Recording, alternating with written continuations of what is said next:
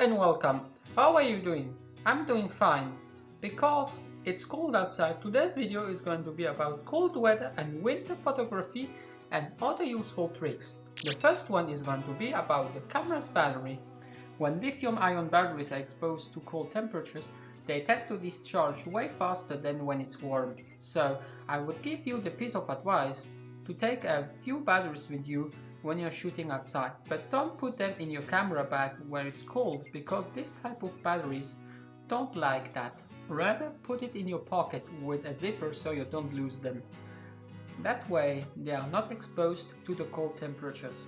The second piece of advice is mount your desired lens before you're getting outside. When you are shooting in a snowy environment, there is a chance that some snow enters the camera when you're swapping lenses, because it's humid and it's not that nice for the camera. When you are getting inside, for example, don't swap it right away. Wait a bit before doing so, because the temperature difference will create condensation. This can damage your lens if the moisture accumulates in it. The third one is going to be a trick to avoid that your camera fogs up when you're getting indoors. Because of the high difference, the camera is going to fog up instantly. Then you will have to wait until it gets clear again, and you could maybe miss a nice shot.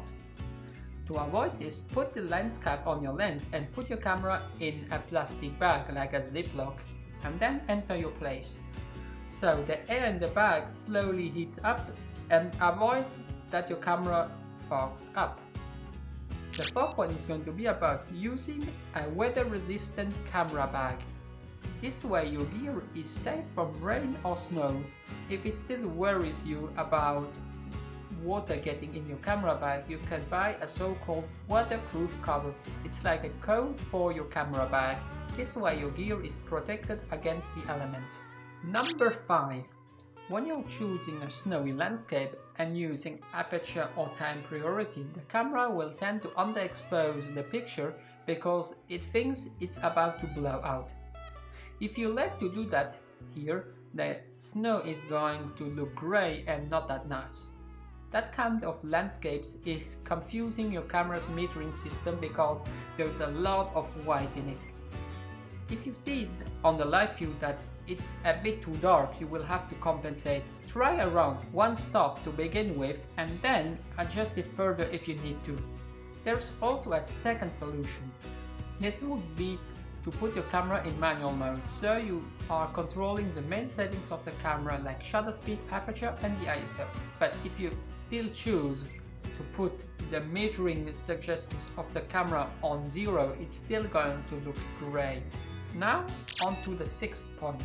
This one is going to be a following one of the last one. If you want to freeze up the snowflakes falling, you would use a fast shutter speed. But on the other hand, if you want them to trail or be blurry, use a slower one. If it's heavily snowing, you can expose for more than a second to emulate a kind of fog. If you can't get the right shutter speed, you will want to use a filter called an ND filter for long exposures, or increase the ISO if you want a faster one. When you're shooting snowy landscapes, sometimes the camera is not adjusting the white balance correctly. That's why your picture is going to have a blue tint in it. If you're shooting raw, that can be corrected in post, so it's not a big issue. But if you're shooting JPEG, set a custom white balance or set the Kelvin value into your camera if it's available. I'm gonna link the tutorial how to set a custom white balance in an info card above. This way the white balance is going to stay the same through all the pictures. Keep in mind that you may have to adjust it when the lighting conditions change. Number 8. Use a zoom lens rather than a prime, so you don't have to swap lenses, which avoids getting moisture into the camera's body. Number 9. If your camera isn't weather sealed and gets wet from rain or a lot of snow, wrap it into a towel and let it sit until all the moisture has been absorbed, because if you rub it off, there's a slight chance that you push it into the camera through the buttons or other openings, which can damage or destroy the camera's electronics inside.